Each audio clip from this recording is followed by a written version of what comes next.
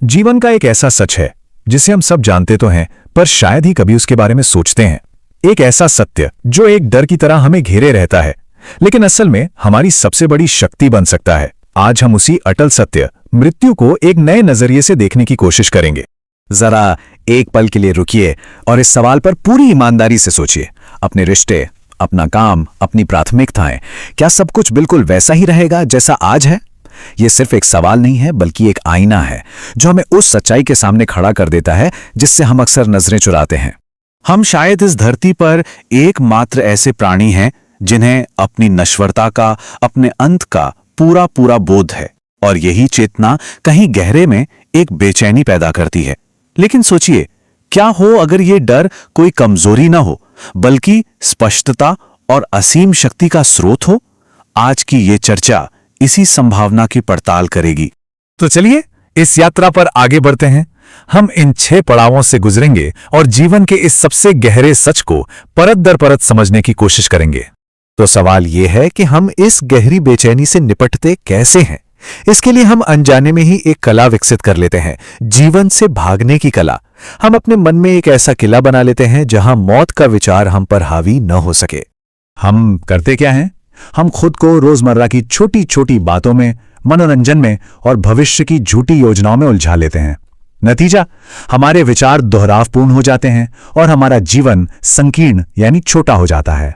हम एक सपनों जैसी अवस्था में जीने लगते हैं, सिर्फ इसलिए ताकि हमें अपनी सीमितता की असुविधाजनक सच्चाई का सामना न करना पड़े। और यहीं पर सबसे बड़ा विरोधाभास छिपा है।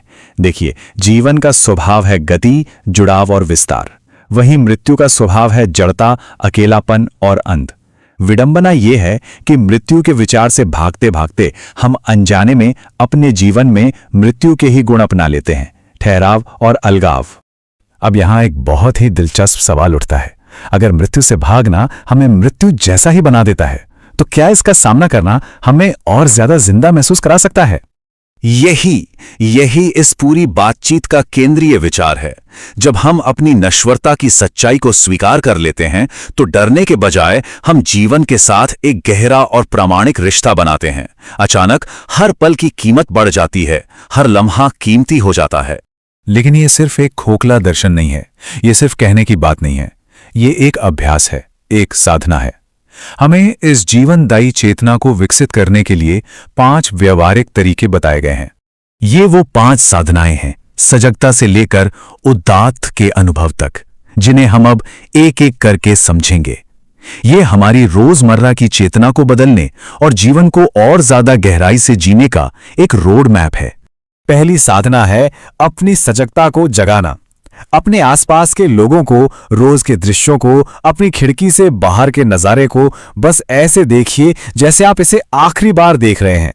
ये एक बहुत ही साधारण सी कल्पना हमें हमारी मानसिक नींद से जगाकर वर्तमान क्षण को एक नई तीव्रता से, एक नई ऊर्जा से भर देती है। दूसरी साधना है समय की कीमत को समझना। हम अक्सर यही सोचते हैं कि हमारे पास बहुत समय है और जरूरी कामों को टालते रहते हैं। लेकिन अगर मृत्यु को एक अंतिम डेडलाइन मान लिया जाए, तो ये टालम टोल की आदत को जड़ से खत्म कर देती है। ये हमें एक तात्कालिकता की भावना देती है और हमारी सारी ऊर्जा को उन चीजों पर केंद्रित करती है जो सच में मायने रखती हैं। तीसरी साधना है दूसरों में खुद की तरह नश्वरता को देखना। इसका एक बहुत शक्तिशाली उदाहरण हमें इतिहास में मिलता है। साल था 1665। जब लंदन में विनाशकारी प्लेग फैला, तो लेखक डैनियल डेफो ने इंसानी स्वभाव में एक असाधारण बदलाव देखा। यह घटना हमें बहुत खूबसूरती से दिखाती है कि जब हम ये महसूस करते हैं कि हम सब एक ही नाव में सवार हैं, कि हम सब नश्वर हैं, तो पद, हैसियत और मतभेदों के सारे भ्रम टूट जाते हैं और एक गहरी संवेदना, एक गहरी सहानुभूति जन्म लेती है। और अब चौथी साधना, पीड़ा और अनिश्चितता को स्वीकारना। देखिए, जीवन में बीमारी, अलगाव और निराशा जैसी बहुत सी चीजें हैं जो हमारे नियंत्रण से बाहर हैं। मृत्यु इसका सबसे बड़ा उदाहरण है।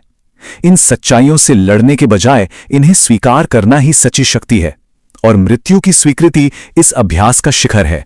5वीं और अंतिम साधना हमें एक विशाल वास्तविकता के दरवाजे पर लाकर खड़ा कर देती है।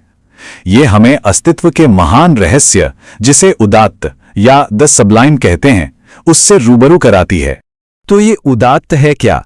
ये वो अनुभव है जब हम किसी ऐसी चीज का सामना करते हैं जो हमारी समझ से बहुत बहुत बड़ी है, जैसे ब्रह्मांड की अनंत विशालता या खुद मृत्यु का रहस्य।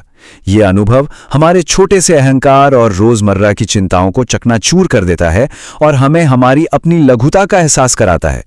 जब हम कभी रात में तारों भरे आकाश को देखते हैं या समंदर की विशालता को महसूस करते हैं तो हम विस्मय से भर जाते हैं। हम अपने छोटे से अस्तित्व पर सवाल उठाने लगते हैं। यह अनुभव हमें हमारी आत्मतुष्टि से बाहर निकालकर एक कहीं ज्यादा बड़े परिप्रेक्ष्य से जोड़ देता है। तो इस पूरे रास्ते पर चलने के बाद हम स्वतंत्रता के अंतिम और सबसे गहरे पाठ पर पहुंचते हैं। ये चेतना हमें एक अनमोल उपहार देती है और वो है भय से मुक्ति।